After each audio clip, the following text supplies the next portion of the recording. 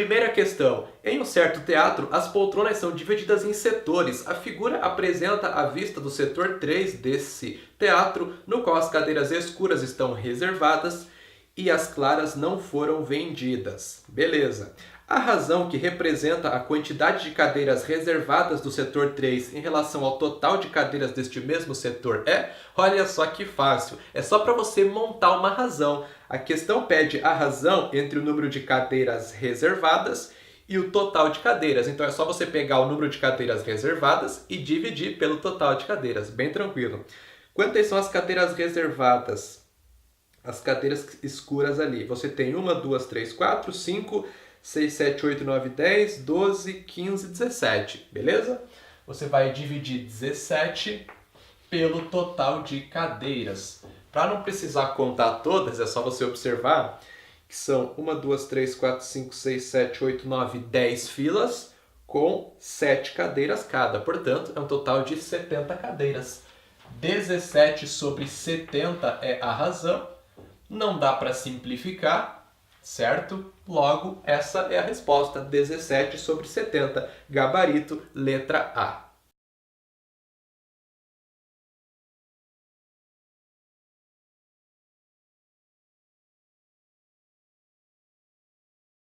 Essa segunda questão é muito interessante. Um caminhoneiro sabe que pode carregar em seu caminhão no máximo 1.500 telhas ou 1.200 tijolos, para não ultrapassar a carga máxima do caminhão. Beleza. Considerando esse caminhão carregado com 900 telhas, quantos tijolos no máximo podem ser acrescentados à carga de modo a não ultrapassar a carga máxima do caminhão? Muito bem. A gente sabe que 1.500 telhas têm o mesmo peso que 1.200 tijolos, né? Porque ambos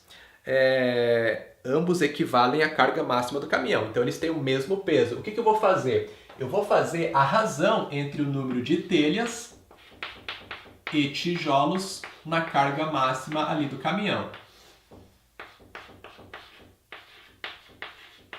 Então, são 1.500 telhas ou 1.200 tijolos.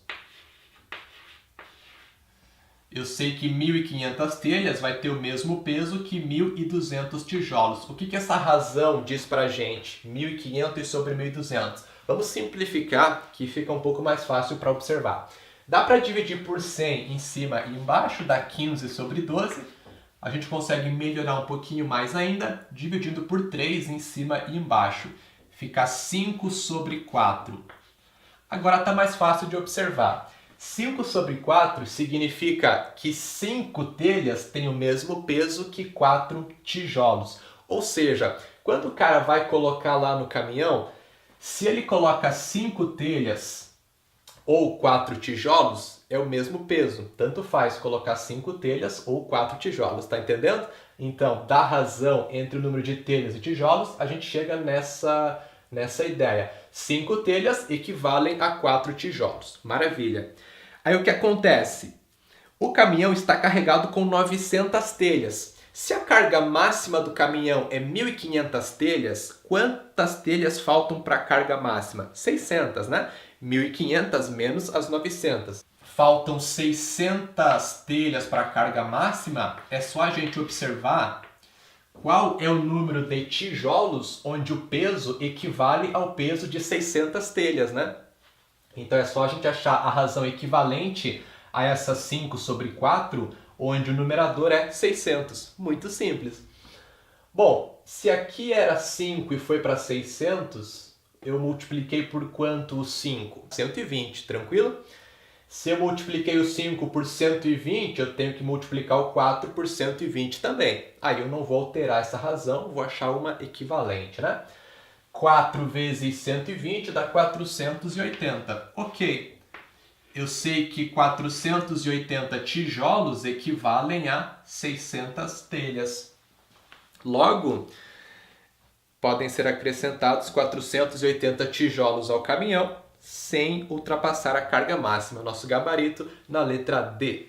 Para se construir um contrapiso, é comum na constituição do concreto se utilizar cimento, areia e brita, na seguinte proporção: 1 parte de cimento, 4 partes de areia e 2 partes de brita. Beleza.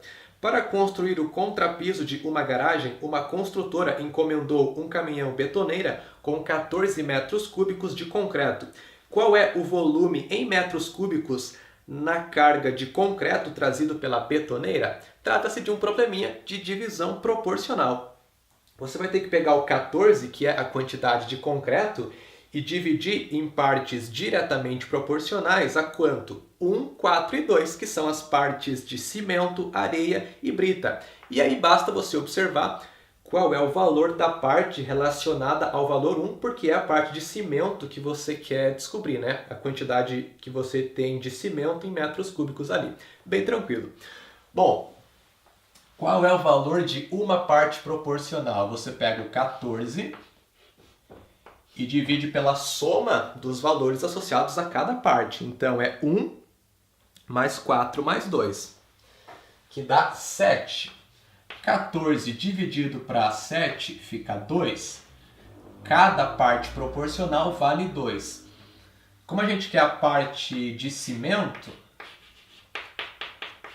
quantas partes são de cimento? Uma só, ok? Portanto, eu multiplico uma parte por 1, né? Pego uma parte só, resulta 2. Eu sei que haverá 2 metros cúbicos de cimento nessa betoneira que possui ali os 14 metros cúbicos de concreto. O nosso gabarito fica na letra B. Se a questão pedisse quanto tem ali de areia em metros cúbicos, você ia pegar esse 2 e multiplicar por 4, né? 4 partes são de areia. Se ele pedisse as partes de brita, você ia pegar o 2 e multiplicar por 2, certo? O condomínio de um edifício permite que cada proprietário de apartamento construa um armário em sua vaga de garagem.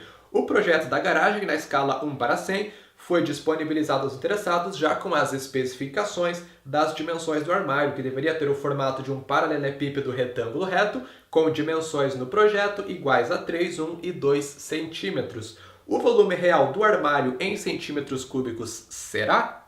Bom, como a escala é de 1:100 e as dimensões do armário na representação são 3, 1 e 2 centímetros, essas dimensões reais do armário serão de 300, 100 e 200 centímetros, tranquilo? Aí como é que eu vou calcular o volume? Bom, a gente vai ver mais para frente, lá na geometria, como calcular o volume de sólidos, tá? Mas quando você tem um paralelepípedo retângulo reto, é só multiplicar as 3 dimensões, não tem segredo nenhum. Portanto, o volume real, vamos colocar aqui, o volume real em centímetros cúbicos é 300 vezes 100 vezes 200. Você multiplica as 3 dimensões, todas elas em centímetros. Isso vai te dar o volume real em centímetros cúbicos. Bom, 3 vezes 1 vezes 2 é 6. E aí você tem 6 zeros, né? 1, 2, 3, 4, 5, 6. Isso é 6 milhões de centímetros cúbicos. O nosso gabarito que encontra-se na letra E. Esse é um jeito de fazer. Você pega a escala linear, 1/100, encontra as medidas ali, as dimensões do armário no tamanho real e com essas dimensões reais calcula o volume. O outro jeito é fazer usando a escala volumétrica. O que é a escala volumétrica? Você pega a escala linear, eleva ao cubo, escala volumétrica,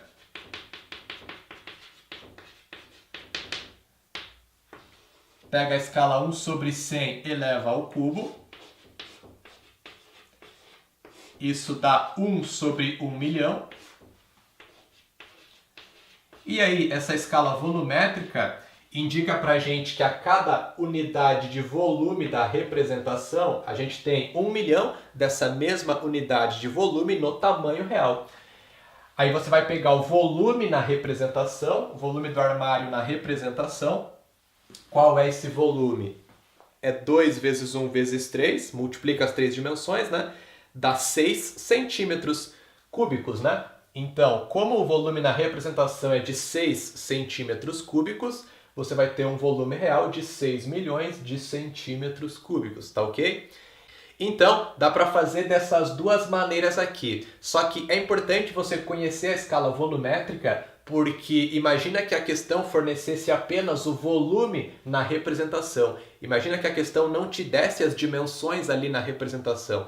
Aí você não ia ter como converter essas dimensões para o tamanho real e calcular o volume real direto, tá certo? Então, é legal conhecer a escala volumétrica e também a escala superficial, né? Escala superficial quando você vai trabalhar com áreas. Aí você tem que pegar a escala linear e elevar ao quadrado, tá ok?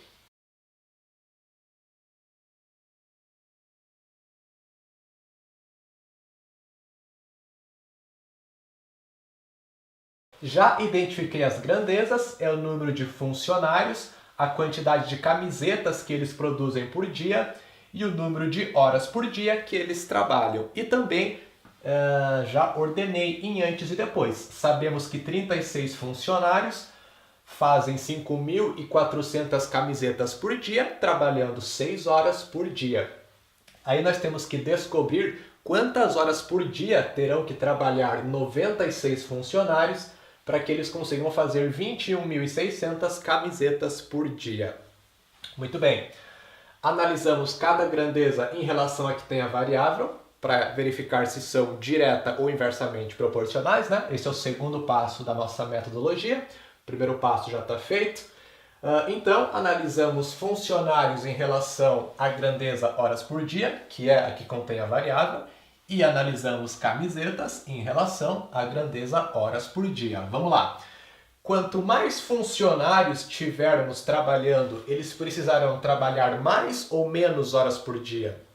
Pensa um pouquinho. Quanto mais gente estiver trabalhando, mais rápido será feito o trabalho, certo? Aí eles precisarão de menos horas por dia. Logo, são grandezas inversamente proporcionais. Aumentando uma, a outra diminui. Coloco uma flecha para cima na grandeza que contém a variável. E a grandeza funcionários, como é inversamente proporcional, vai ter que ter uma flecha no sentido contrário, assim a flecha vai estar para baixo. Depois, grandeza camisetas em relação à grandeza horas por dia. Quanto mais camisetas o pessoal tiver que produzir, eles vão precisar trabalhar mais ou menos horas por dia? Pensa um pouquinho. Quanto mais camiseta, mais trabalho eles terão. Logo, precisarão trabalhar mais horas por dia para dar conta, né? Então, se aumentando uma grandeza, a outra aumenta também, elas são diretamente proporcionais. Assim, a flecha da grandeza camisetas estará para cima. Grandezas diretamente proporcionais, flechas no mesmo sentido.